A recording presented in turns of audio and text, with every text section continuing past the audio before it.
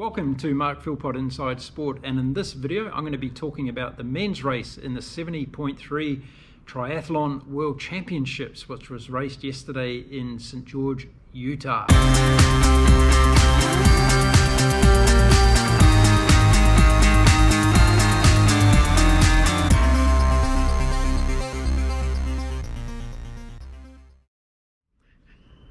Okay, welcome to today's show, and I'm going to be talking, as I said, about that World Championship Triathlon race that took place in St. George, Utah yesterday, the men's race in the 70.3 World Championships. And what a race it was. We have so much to talk about in this video, so I'll try and keep it as succinct as possible whilst not missing out too many of the details. Now, the weather in St. George at this time of the year is a little bit chilly, and the athletes woke up to another chilly morning after the women experienced that on their race on Friday. So the men were expecting a fairly cool water temperature, and as it was 17 degrees Celsius for the Roka Swim course.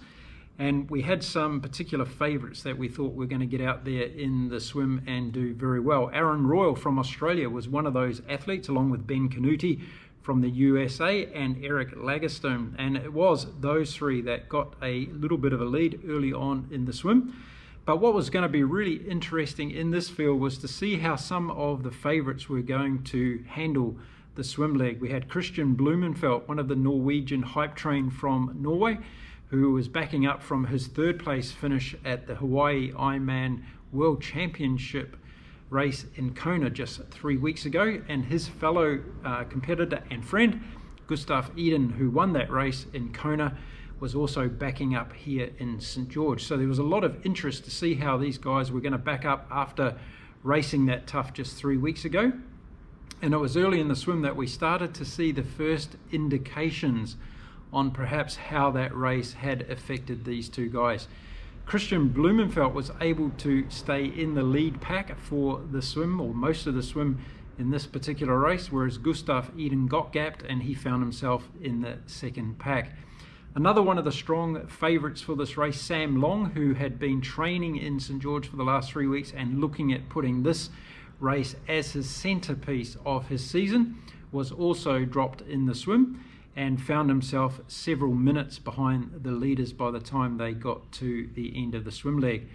Now, of course, it's a half Ironman distance, so instead of the 3.8 kilometre swim, we get a 1.9 kilometre swim, and it was halfway through the swim where we see the turning boys coming into sight that we had our first problem in the swim, and Aaron Royal, who was leading at the time, decided to take the wrong turning buoy, so he actually headed off in the wrong direction.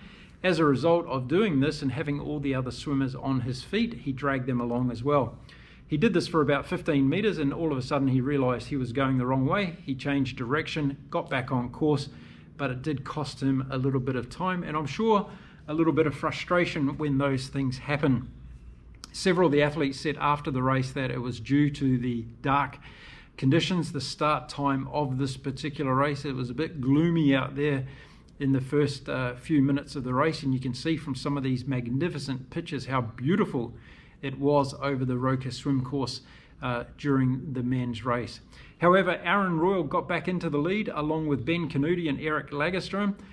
They also had company up there, Mark Dubrick from the United States, and those guys really put the pressure on and started to make a break as they came into the end of the 1.9 kilometre Roka course swim.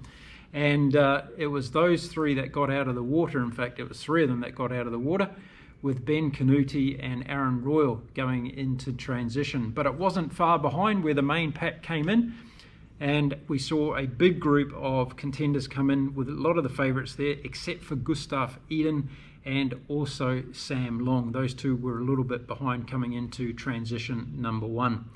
As we headed out onto the bike course, which was a picturesque bike course throughout the St. George area, Kristian Blummenfelt went straight to the lead and decided that he wanted to put the hammer down. So he got into a very, very good pace. A lot of the athletes were talking about how cold it was going to be coming out of the swim and getting onto the bike for those first few minutes. But it didn't take long for a group of 5 to get away. That included Fred Funk from Germany, as well as Magnus Dietleff as well from Denmark, along with Kristian Blummenfelt. and we also had Ben Canuti up there as well. So it was a strong group in the front, and Gustav Iden at this stage was around about 30 seconds behind, and he was trying to bridge this gap, but he didn't have too many riders with him, so he was putting in a very big effort to try and get across to this leading pack. He wasn't able to do that, and that was really the beginning of the end, I thought, for Gustav Iden. We'll talk about that a little bit more throughout this video. So as the riders headed off into the bike course, of course, it's half the 112 miles that we usually see in a long distance Ironman race. So 56 miles on this course. And it was a very picturesque course. As I said, it gave spectators a great opportunity to get up close and personal with the athletes. And going into the snowy mountain canyon towards the end of the race made it also very spectacular, as we had a big climb that went up into that snowy mountain canyon, and then a big drop down into St. George before we headed into transition number 2. Those riders basically stayed out in front, with Christian Blumenfeld taking on the responsibility really to nail and hammer the bike as much as he could. I think he tried to drop those riders behind him, put a lot of pressure on them. If not drop them, then take a lot out of their legs for the expectant run course that was coming up. Nobody decided to take over from Christian Blumenfeld until very late in the bike, when Magnus Dietler from Denmark decided to have a go, and it was actually climbing up the snowy mountain canyon road where he actually took the lead and tried to put a little bit of gap on those 3 riders or 4 riders behind him. As we headed down into St. George and back to transition number 2, Detlef had a little bit of a lead of about 15 seconds. It was never going to be enough, and as the rest of the group came in, it was apparent at that stage we were going to be in for a very interesting running leg of this triathlon. At this stage, Sam Long had picked up a penalty during the bike leg, and we saw on the coverage a very dejected Sam Long, very angry. He was talking about pulling out of the race at that stage. It was a very, very dubious call by the referee on Sam Long's incident. He was overtaking another rider, while another rider, Jason Laundrie from the United States, came alongside him and went past. Sam Long had nowhere to go, basically. Under the rules of the condition, he was expected to get in front of the rider that he was overtaking, which he did do, but this did not leave the required 12-meter distance between him and the other rider. So Sam Long was given a 4-minute penalty, which he had to serve during the bike leg, and that really destroyed his race, both physically and emotionally. We could see in the coverage that he was very dejected over the penalty, and whether or not we agree with the penalty, that's what happened. Sam Long was told that he had to stand down, and he rejoined the race after dropping a lot of places. He had actually ridden very well up until that stage. He got himself up into 9th position on the bike. He was really hammering it and coming back into contention. And it's one of those things. Who knows what would have happened if Sam Long was able to ride on without the penalty.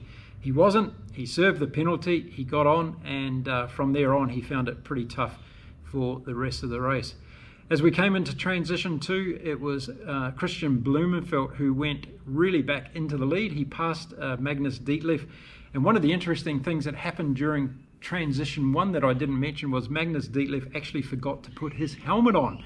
I've never seen this before in a professional race. He took off out of the transition area with his bike, and then all of a sudden we saw him running back into the transition to get his helmet, which was in the box by his number, and he picked up his helmet, put it on, and took off for the ride. So I'm sure little instances like that in the transition area lead to a lot of stress for the athlete, and Magnus Dietler had to go back and pick up his helmet. However, it didn't stop him from coming into transition 2 in 1st position, but as I said, Christian Blumenfeld had a lightning fast transition, 25 seconds in fact to get out of T2, and he went straight into the run lead. He was followed by Ben Canuti from the United States and from Magnus Dietler in Denmark. Now, something really interesting happened early on in the run. We saw Ben Canuti catching up to Christian Blumenfeld after they set out at some lightning pace, running under 6-minute miles. And everybody thought at that stage, wow, maybe this is going to be a tough competition for Christian Blumenfeld, given the fact that he had done the Kona World Championship race just 3 weeks before. And a little bit like what was happening to Gustav Iden in the background, it was starting to tell on his condition, but not with Christian Blumenfelt. Once Ben Canuti went past him early on in the run, he decided to sit on his shoulder and basically got a tow along for as long as he liked. And these two basically took off in the run. Magnus Ditlev was running by himself in third position at this stage and was doing a very good job in keeping around about 45 seconds to a minute gap to the leaders early on in the run.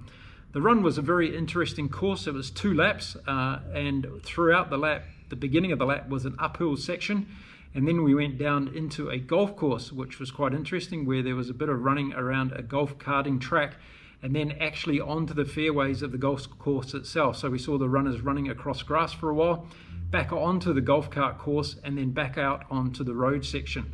Then we had a downhill section which took us back into the town of St George, around a mile or so loop, and then the second loop of the run started from there. So it was a very interesting 6.5 miles per lap, with an uphill section at each stage. So it was during this uphill section that Ben Canuti caught Christian Blumenfelt early on in the race, and Christian decided to sit there and just manage the expectation, I think, between him and what was going on with Ben Canuti.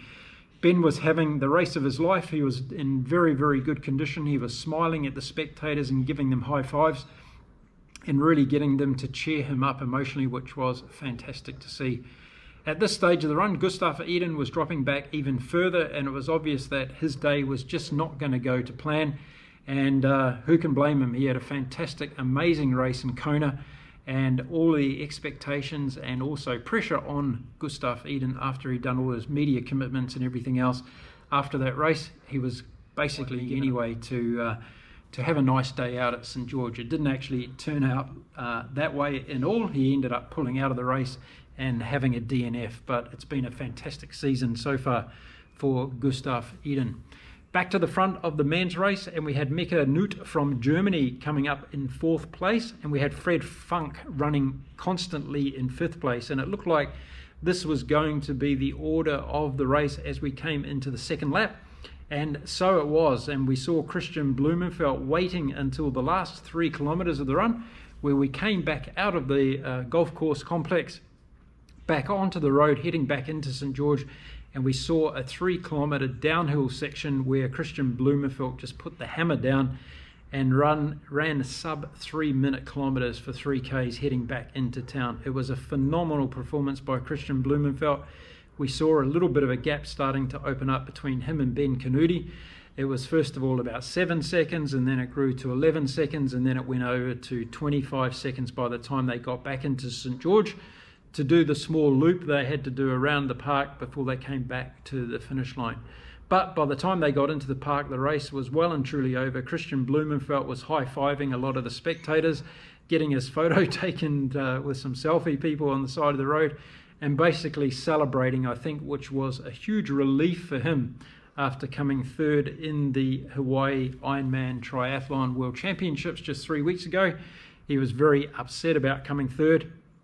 And there was some consolation in this win, even though it didn't replace his 3rd place position. He wants to go back in Kona and make amends for that in the future. However, coming into the finish line, it was all Christian Blumenfelt, an incredible time, just over 3 hours and 41 minutes. A fantastic effort on the day, a very strong swim, a fantastic bike leg.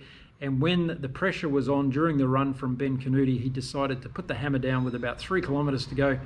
And he just basically blew Ben Canuti out of the water. It was a very beastie performance from Christian Blumenfelt. Coming up in 2nd place, Ben Canuti had the race of his week, race of his year, I think, and a fantastic finish to become 2nd again in the 70.3 World Championship Triathlon race. He came 2nd a couple of years ago, so he's been in that silver medal position. But I think he'll take a lot more satisfaction from this particular race because he came in ready to give it a go and see what he could do. He came up against the Olympic champion, a phenomenal athlete in Christian Blumenfelt, and he gave it to him. He really took the race to him, and as they say in the trade, he didn't die wondering what was going to happen on that run. He gave it his all. So a fantastic race from Ben Canuti in 2nd position, and Magnus Ditlev from Denmark ended up in 3rd position. Another fantastic race for him. Really like this guy. He's just 23 years old. He's an extremely tall athlete, around 6'6". He had a fantastic race in Kona as well, and he's backed it up here in St George with a podium place finish. And I think we're going to see a lot of great races from Magnus Ditlev in the coming years. He's a fantastic cyclist. He's very strong on the run, and he's only a couple of minutes away from being able to take a win in these major championship races. So watch out for Magnus Ditlev coming on in the stages. Mika Noot from Germany held on to 4th position. He was chasing Magnus Ditlev for a while. He was just over a minute behind him in the end. And then we saw Fred Funk from Germany coming in 5th place. So there was the top 5 of the men's race at St George yesterday. It was a fantastic triathlon over a fantastic course, very good for spectators, very interesting and tough for athletes. The swim, the bike, and that run course was a pretty tough course indeed. But Kristian Blummenfelt, the beast from Norway, has won himself a 70.3 World Championship Triathlon. Now a lot of the athletes head off to the Olympic distance races that are happening in Bermuda next weekend, and then on to Abu Dhabi as the end of the season comes near. And it's really been a fantastic triathlon season this year. Who will ever forget that wonderful performance by Gustav Iden at Kona 3 weeks ago, and Sam Laidlow? It really sets up an amazing season for next year to see what we can see not only at Kona, with perhaps Jan Frodeno coming back, the all-time GOAT of Ironman racing. I'm excited, and I'm sure we're going to see some fantastic stuff in the world of triathlon next year. So there you go. There's my review of the 70.3 men's race from the World Championship Triathlon in St George, Utah yesterday. It was a fantastic race. It was great to watch, and it was great to see all the supporters out there as well. If you've liked this video, give it a thumbs up. Give us a comment if you watched the race. Let me know what you thought. What did you think of Sam Long's penalty? Were you as disappointed as I was? I was hoping to see Sam Long up there in the mix. What did you think about Gustav Iden pulling out of the race? And what did you think about Kristian Blummenfelt taking out this 70.3 race? That's it for this particular video. Don't forget to hit the subscribe button and the little bell notification. I'll be back soon again here on Mark Philpott Inside Sport with another video on some major sporting event taking place around the world. Until then, I'll see you next time.